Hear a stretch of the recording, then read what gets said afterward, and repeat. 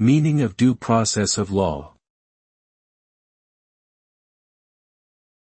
Due process of law. Due process of law.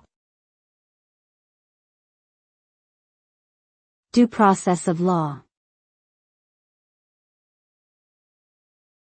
Due process of law. Due process of law refers to the legal principle that no person should be deprived of life, liberty, or property without fair and lawful procedures.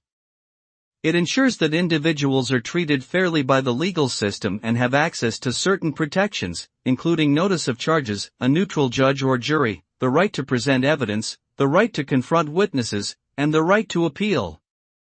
The result of due process is that individuals can have faith in the justice system, knowing that they will be treated justly and with respect for their rights.